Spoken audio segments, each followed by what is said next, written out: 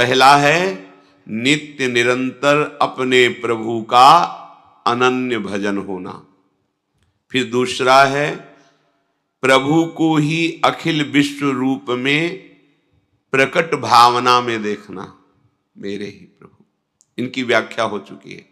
तीसरा है आपसे जितनी चेष्टाएं हो रही हैं आप यंत्रवत कर रहे हैं, आपके यंत्री चलाने वाले प्रभु हैं, मैं कुछ नहीं कर रहा, मेरे द्वारा जो कुछ करा रहे हैं वो प्रभु करा रहे हैं।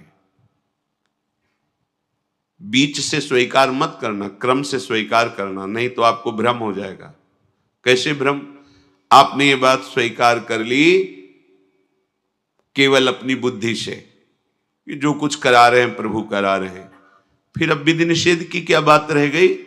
फिर तो हम जो पापाचरण कर रहे हैं, भोग कर रहे हैं, हिंसा कर रहे हैं, चोरी कर रहे हैं, खान पान गलत कर रहे हैं, तो बोले आपने ही कहा था प्रभु जो करा रहे हैं वही हो रहा, तो वही हो रहा है। इसका मतलब आपने शरणागति का सिद्धांत समझा नहीं, बीच से केवल बात पकड़ ली है। इसीलिए कह रहे सावधान। जब वो नित्य निरंतर अपने प्रभु का भजन करता है और विश्व को अपने प्रभु का रूप समझता है तो पापाचरण किससे होगा? इसीलिए तीसरी लक्षण वृत्ति में रखा गया है कि वो अनुभव करता है कि मेरे द्वारा जो कुछ हो रहा है वो मेरे आराध्य देव करा रहे हैं। चौथा, प्रभु को ही सबसे बढ़कर एकमात्र अपना प्राण प्रियतम अनुभव करना, प्रभु की जगह केवल प्रभु, दूसरा कोई नहीं। पांचवा, अपने प्रभु पर पूर्ण विश्वास। छठवां, सर्वदा सर्वथा अपने प्रभु के अनुकूल ही आचरण होना। सिद्ध शरणागत में होते हैं, साधक शरणागत इसको आदर्श मानकर चलता है, श्री कृष्ण अनुकूल लेन, कभी वो अपने प्रभु के प्रतिकूल आचरण नहीं कर सकता। प्रभु के अर्थात जो भगवान ने आदेश किया है श्रीमद् भागवत जी में, गीता जी में और संतों की गुरुदेव की वाणी में बैठकर, कभी उसके प्रतिकूल आचरण उससे नहीं होते। सातवां, सब कुछ प्रभु का समझना और प्रभु से कभी कुछ ना चाहना। हमारा शरणागति, हमारा भजन प्रभु से लेने के लिए नहीं है, प्रभु को प्राप्त करने के लिए है।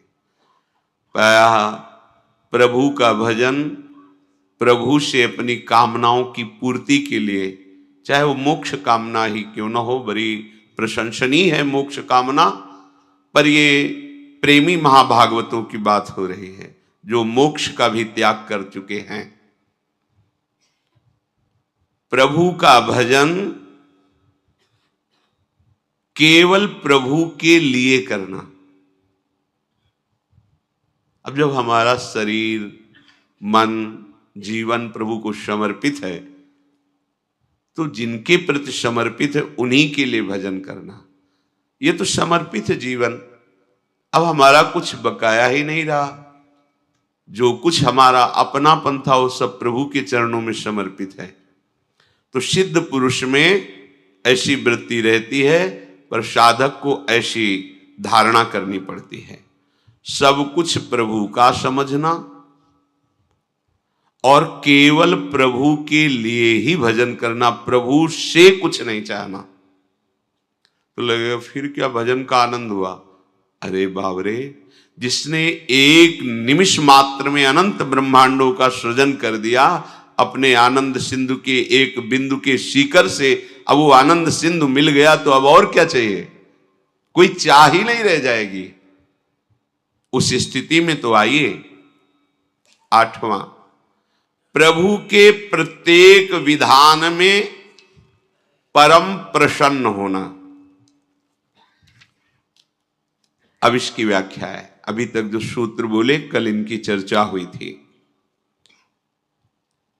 ऐसे शरणागत भक्त जो ऊपर के लक्षणों से युक्त हैं, ऊपर के लक्षणों को धारण करने की चेष्टा कर रहे हैं, वे समझते हैं कि हमारे प्रभु का जो भी विधान है वो बड़ा मंगलमय है।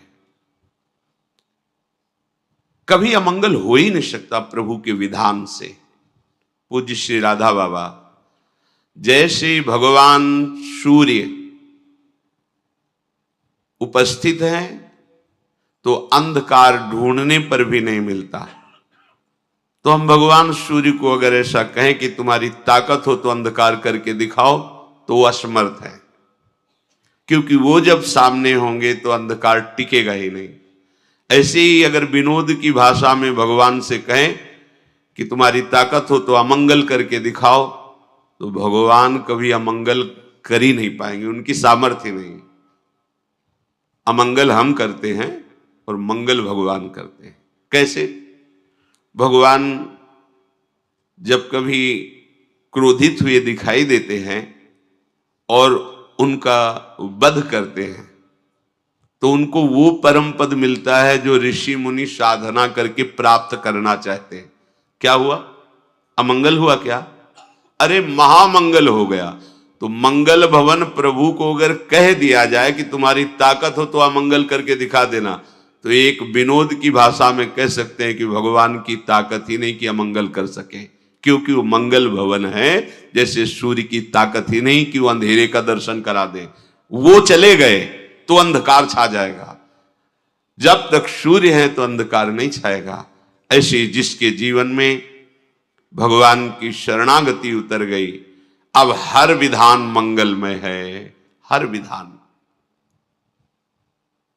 एक मंत्री प्रभु का भजन करते थे और शरणागति के सूत्र को अच्छी तरह समझते थे, तो कुछ भी हो कह देते भगवान की बड़ी कृपा।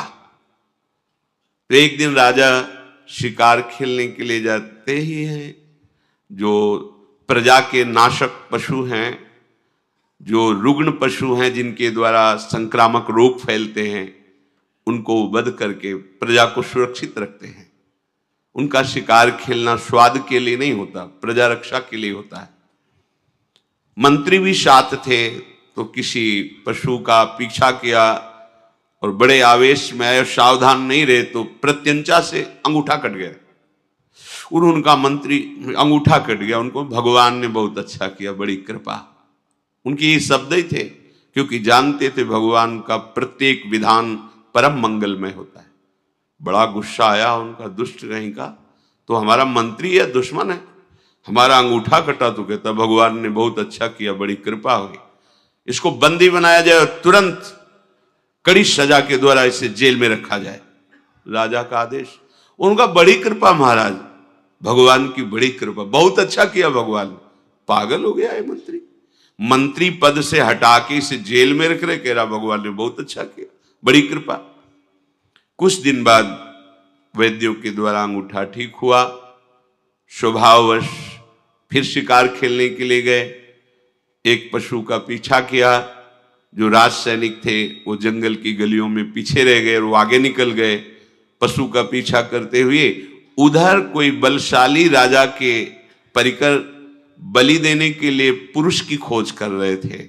भद्रकाली को प्रसन्न करने के लिए नर बलि का उन्होंने संकल्प लिया था। ये मिल गए राजा, इनको ले गए, स्नान आदि करा के जब वो पुरोहित के सामने ले गए जहां बलि दी जाती थी, तो पुरोहित ने सर्वांग पुष्टता का निरीक्षण किया कि सर्वांग पुष्ट है कि नहीं। तो देखा तो अंगूठा कटा हुआ था। उन्होंने कहा ये अंग भंग पुरुष की बलि नहीं दी जाती, छोड़ो इसको, छोड़ दिया।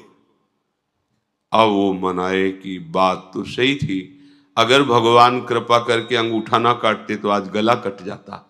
मंत्री ने ठीक कहा था, भगवान का हर विधान मंगलमय होता है।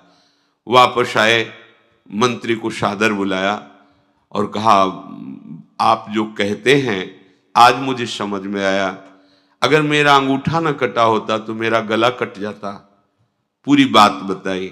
आप कहते हैं भगवान की बड़ी कृपा, भगवान ने अच्छा किया, ये बात तो समझ में आ गई, लेकिन तुम मंत्री पद से हटा करके कड़ी सजा भोग रहे हो जेल में, इसके लिए भी कहा भगवान की बड़ी कृपा, भगवान का मंगल विधान। इसमें क्या कृपा आपने देखी? तो उनका महाराज सैनिक भले पीछे रह जाते, लेकिन जहां आपका घोड़ा होता वहां मेरा होता। आप बंदी बनाए जाते और मैं बंदी बनाया जाता। आपका तो अंगूठा कटा था, आप बच जाते, लेकिन मेरी बलि चढ़ जाती। इसलिए भगवान ने मुझे जेल में रख दिया। भगवान की बड़ी कृपा। जो भक्त होता है वो हर विधान और निश्चित परम कृपा छुपी होती है। अपने को लगता है कि भगवान ऐसा क्यों किए, ऐसा क्यों किए, लेकिन उनके विधान में परम मंगल होता है। कई बार प्रताप राय जी के चरित्र में उदाहरण में दिया है, बड़े ही निर्मल भागवत गृहस्थ भक्त थे। उनके कुल परंपरा में जीवन यापन के लिए एक वृत्ति थी कि जैसे आपको कोई काम है तो आप अपना आभूषण रख जाइए और पैसा ले जाइए, और फिर ब्याज सहित पैसा दे जाइए और आभूषण ले जाइए। महाजन लोग पहले ऐसा करते थे। उसी से ठाकुर सेवा, संत सेवा और भजन, अन्य कोई वो कार्य नहीं करते थे। जो कुल परंपरागत चल रहा था वैसा भी करते। बड़ी समाज में प्रतिष्ठा थी, क्योंकि सत्यवादी, धर्म से चलने वाले और हर समय भजन करने वाले। माला लिए बैठे रहते थे गद्दी में, कोई आया बस ऐसे। तो जो वहां के काजी थे वो अन्य धर्मावलंबी थे, तो कुछ दुष्ट लोगों ने उनको भड़काया कि इसकी इतनी प्रतिष्ठा हो रही है, इतना मान हो रहा है और धन भी आ रहा है। तो उन्होंने एक मन में जो ठाना था नीचा दिखाने के लिए, अपना पूरा का पूरा प्लान बताया कि ऐसा ऐसा किया जाए तो समाज में भी इसकी निंदा होगी और सारा धन इसका छीन लिया जाएगा और इसको दंड भी दिया जाएगा। काजी को सहमत कर लिया। 3 लोग इसमें प्रमुख बने। एक गया, प्रणाम किया प्रताप राय जी को और कहा हमारी बेटी का ब्याह है, 10,000 रुपये चाहिए। तो बोले आपको हमारे यहाँ का सिद्धांत पता होगा? बोले हाँ, हम पहले से जानते हैं। ये कुछ हमारे स्वर्ण आभूषण हैं। वो देखते भी नहीं थे। एक बड़ा बॉक्स रखा था, अपना नाम लिखकर पर्ची रखिए उस पर और आभूषण रख दीजिए, और उनका सेवक रहता, 10,000 रुपये ले जाइए, और जब आपको काम हो जाए तो ब्याज सहित तो वापस कर जाना, अपने आभूषण ले जाना। देखा भी नहीं क्या है। थोड़ी देर बाद दूसरा आया, हमारे घर में खाने को भी नहीं है, हमें अर्थ चाहिए, तो हमारे स्वर्ण आभूषण ये हैं, आप बिल्कुल 10,000 3 लोग ले गए और अपने आभूषण ऐसे रख गए पर्ची लगा। 4-5 दिन बाद ही आए, 10,000 रुपये ब्याज सहित वापस किए और आभूषण पहले ने उठाया अपनी पर्ची। अरे देखो कितना नाटकी है, इसमें एक भी आभूषण नहीं, इसमें तो पत्थर भरे, पत्थर ही रख गए थे, उन्होंने देखा भी नहीं। भक्त का जीवन विश्वासमय होता है, क्यों कोई छल कपट करेगा ऐसी भावना से। थोड़ी देर में दूसरा गया, थोड़ी देर में तीसरा गया, तीनों ने अरे देखो ये नाटक, हमारा स्वर्णाभूषण हटा करके पत्थर भर के रखा है, हमने तो ब्याज से इसको पैसा दिया। ऐसा थोड़ी देर में काजी को बुला लिया, काजी ने आतंक मचा दिया। बादशाह से दस्तखत करा करके राज सैनिकों के द्वारा पूरा इनका परिवार बंदी बना लिया गया। इन्होंने अपनी पत्नी को कहा ठाकुर जी लो आभूषण लो, पीछे की खिड़की से भाग जाओ, ये कोई भगवान की लीला हो रही है, हमारे द्वारा तो कोई गलती हुई नहीं। बहुत ही उनको अपमानित किया गया। गांव के लोग समझ गए कि ये पाखंड कर रहा था, भक्ति नहीं कर रहा था। अरे एक आदमी झूठ बोलेगा, 3 आदमियों के साथ, और वो कपटी ठग थे ही। ऐसा होता है, भगवान की बड़ी विचित्र लीला होती है। कभी कभी सत्य को पर्दे में ढक दिया जाता है और असत्य का बोलबाला दिखाई देता है, लेकिन ज्यादा दिन नहीं चलता हो। इनको बंदी बना लिया गया, सारी संपत्ति अपहरण कर ली गई। कुछ लोगों ने कहा कि इनकी पत्नी है और ठाकुर जी के आभूषण और ठाकुर जी के लेकर के वो अपने मायके चली गई। वहां सैनिक भेजे गए, उसको भी बंदी बना कर ठाकुर जी को भी लाकर जहां सब स्वर्णाभूषण जमा किए जाते उस खजाने में ठाकुर जी को भी रख दिया। जब पत्नी पास में ही बंद करके आई और उनको एकांत मिला, तब वो रोने लगे प्रताप राय कि मुझे ये जो अपमान मिला है, बंदी बना लिया गया, मुझे इसका कष्ट नहीं। नाथ, मैं आपको प्रगट मानकर आठों पैर सेवा करता था, आपको एक आभूषण की तरह ही खजाने में रख दिया गया, ये मैं सह नहीं पा रहा हूं। आपको कैसे भोग लगे, आपको कैसे जल पिलाऊं, आपको कैसे शयन कराऊं। प्रभु, और दंड जो चाहो दिला दो, पर मुझे ऐसा कुछ संयोग बना दो जिससे आपकी और आर्त भाव से रोने, जे ही रोने लगे ते ही वहीं प्रिया प्रीतम प्रकट हो गए साक्षात। ओह, जो बड़े बड़े ऋषि मुनियों की आकांक्षा होती साधना करते हुए, वो आराध्य देव कैसे मिलते हैं, उनका विधान कड़ुआ हो सकता है, लेकिन परिणाम महामंगल में, लूट गए चरणों में। तत्काल भगवान ने कई विश्वसनीय जनों को, अधिकारियों को प्रेरणा दी कि ये निर्दोष है। जांच की गई तो काजी सहित उन तीनों को झूठा पाया गया। बादशाह की तरफ से उनको दंड मिला और पूरे नगर में ससम्मान के साथ प्रताप राय जी को फिर स्थापित, उनकी प्रतिष्ठा, उनका मान, उनके ठाकुर, उनकी संपत्ति। और राजा ने कहा आज के बाद सदैव हमारा सहयोग रहेगा। क्या हुआ? थोड़ी देर के लिए कड़ुआ विधान नजर आया, लेकिन भगवत साक्षात्कार का योग बन गया। जो भक्त है उसके हृदय में निश्चय हो जाता है कि अब जो होगा वो सब मंगल विधान भगवान का होगा। एक होता है सहना कि अब क्या करें, भगवान है, जो करेंगे सहना ही पड़ेगा। और एक होता है आनंदित होकर कि मेरे प्रभु जो कर रहे हैं बहुत मंगलमय कर रहे हैं। आप इतना समझ लो कि भगवान के भंडार में आनंद ही आनंद है, दुख तो है नहीं। अमृत ही अमृत है, जहर है नहीं। विश्वास कर लीजिए, किसी भी तरह से वो प्रयोग करेंगे तो अमृत और आनंद की अनुभूति होगी। यद तज्ञे विषम्यु परिणामे अमृतोपमम। शुरुआत तुम्हें विष जैसी लग सकती है, पर वो विधान तुम्हें अमृत में डुबो देगा। विश्वास कर लो। कृपा का स्वरूप कई तरह से प्रकट होता है। कभी बहुत ही मधुर स्वरूप प्रकट होता है, कभी बहुत कोमल, कभी बहुत सुख स्वरूप, कभी कभी कृपा बहुत ही भयानक रूप में आती है, बड़ी ही कटु रूप में आती है, बड़ी ही भीषण रूप में आती है, पर उसका परिणाम बहुत मंगल में होता है। उपासक मृदु कोमल मधुर कृपा या कटु भीषण दुखमयी, इन दोनों के भेद को नहीं देखता, केवल कृपा देखता है। कृपा है आपकी, कृपा है। बड़े लीला बिहारी है, उनकी लीला वही समझ सकते हैं या जिसको समझा दे। वामन रूप से जाते हैं, 3 पग भूमि मांगते हैं, नाप करके एक ही पग में ब्रह्मलोक तक, दूसरे में सब ब्रह्मांड। बोल बड़ा दानी बनता था, बांध दिया वरुण पास में और कहा अब बोल तीसरा पग कहां से दे। 2 पग में सब नाप लिया। ये बड़ी भीषण कृपा का स्वरूप है। सब आसपास भगवत पार्षद खड़े हुए हैं जो पूरी सृष्टि का लय सृजन पालन करने की सामर्थ्य रखते हैं। और भगवान गर्जना करके कह रहे, बड़ा अहंकार करता था, 3 पग पृथ्वी का दान कर दूंगा, अपने को दानी अब पूरा कर। मुस्कुराए बलि जी महाराज, प्रभु अभी तो आपको प्रणाम भी नहीं किया है। प्रणाम भी कैसे करूं, आपने तो बांध रखा है।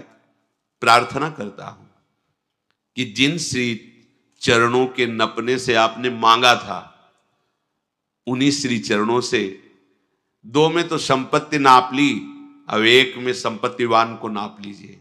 अपने चरण हमारे माथे पर पधराइए और मुझे। भगवान बंध गए, बलि जी को नहीं बांधा, बंध गए। करुणा समुद्र भगवान मुस्कुरा दे, बोले तुम्हें तनिक भी क्षोभ नहीं हो? बोले प्रभु क्षोभ किस बात का। प्रहलाद जी आ गए, स्तवन कर रहे हैं, उनकी पत्नी स्तवन कर रही। भगवान ने कहा, आज के बाद द्वारपाल मैं तुम्हारा। आज भी भगवान बलि के द्वारपाल बने हुए खड़े हुए हैं, आज भी। बोलो, भगवान ने बलि को बांधा या बलि ने भगवान को बांध दिया? लेकिन कृपा इतनी भीषण दिखाई दे रही थी कि कोई मंगल का विधान ही नहीं समझ में आ रहा था। इतने बड़े महान भक्त को भगवान ने वरुण पाश में, जिसमें प्रतिपल मृत्यु का कष्ट होता है, वरुण पाश प्रतिपल जकड़ता जाता है, प्राणों को भीषण कष्ट होता है। तो कृपा मृदु भी हो सकती है, भीषण भी हो सकती है, पर भक्त मृदु और भीषण नहीं देखता, केवल कृपा देखता है। तो परिणाम में कृपा सिंधु को अपने हृदय में, अपनी दृष्टि में, अपने प्राणों में, अपने जीवन में, बाहर भीतर उनकी कृपा ही कृपा, उनका अनुभव करता है। विश्वासी शरणागत भक्त प्रभु को दौड़ते हुए अपने प्रति मारने की भावना से आते देखकर भी बिल्कुल भय नहीं होता, आनंदित होता है।